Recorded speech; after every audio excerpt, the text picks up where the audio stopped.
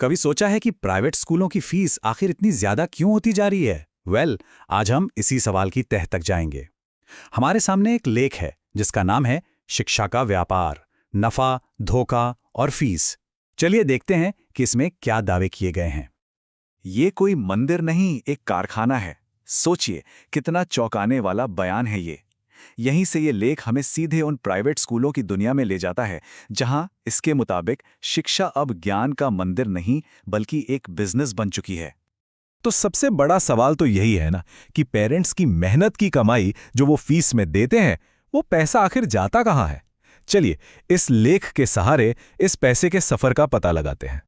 तो सबसे पहले बात करते हैं उस महंगे वादे की, एक अच्छी प्राइवेट एजुकेशन का वादा। पर सवाल यह है कि इस वादे की असली कीमत क्या है?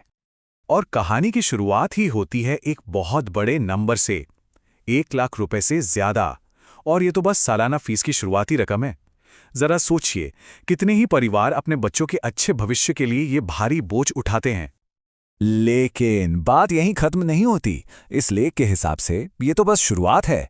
असली खेल तो शुरू होता है छिपे हुए चार्जेस के मायाजाल में। ट्यूशन फीस तो है ही, उसके ऊपर से development fees, computer fees, sports fees. अरे ये लिस्ट तो जैसे खत्म ही नहीं होती। और लेख का तर्क ये है कि इन सभी फीस को जरूरी बताकर वसूला जाता है। मतलब साफ है, जो फीस विज्ञापन में बताई जाती है और जो असल में पेरेंट्स को देनी पड़ती है, उसमें जमीन आसमान का फर्क होता है। और ये सारा फर्क इन्हीं एक्स्ट्रा चार्जेस की वजह से आता है।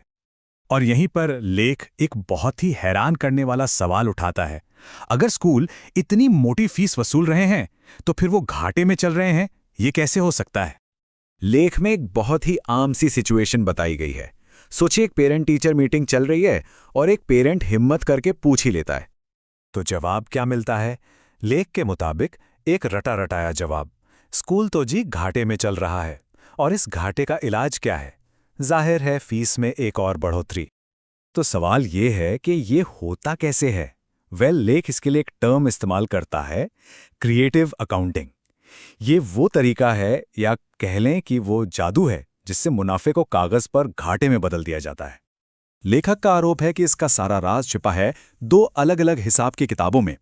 एक किताब होती है असली खर्चों की, और दूसरी, जिसे हम दिखाने वाली किताब कह सकते हैं, वो अधिकारियों के लिए होती है। तो कागजों पर ये खर्चे बढ़ाए कैसे जाते हैं? लेख के मुताबिक इसके कई तरीके हैं, जैसे ऐसे स्टाफ के नाम पर सैलरी निकालना जो असल में है ही नहीं, या फिर छोटे मोटे रिपेयर और दूसरे कामों के बिलों को कई गुना बढ़ा चढ़ाकर दिखाना। चलिए एक छोटा सा उदाहरण देखते हैं। मान लीजिए स्कूल में कोई रिपेयर का काम हुआ, जिसका असली खर्चा आया 1 लाख रुपए। लेकिन जब बिल बनाया गया तो वो बना पूरे 5 लाख रुपए का।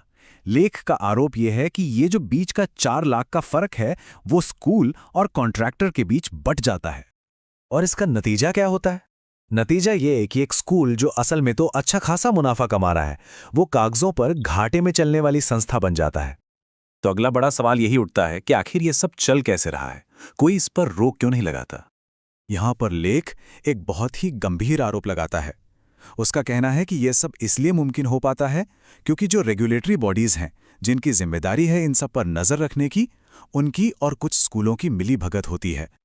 तो क्या इसका कोई हल है? अच्छी बात यह है कि लेख सिर्फ समस्याएं नहीं गिनाता, बल्कि वो आगे का रास्ता भी सुझाता है। लेख के मुताबिक 3 बड़े कदम उठाने की जरूरत है। पहला, सभी स्कूलों के फाइनेंशियल रिकॉर्ड्स पूरी तरह से ट्रांसपेरेंट हो।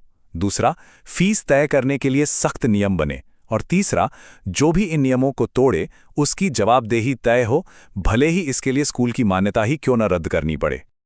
और आखिर में ये लेख सीधे पेरेंट्स से एक अपील करता है कि सतर्क रहिए, सवाल पूछिए और जवाबदेही की मांग कीजिए, क्योंकि अगर सब चुप रहेंगे तो इसे सिस्टम की सहमति मान लिया जाएगा।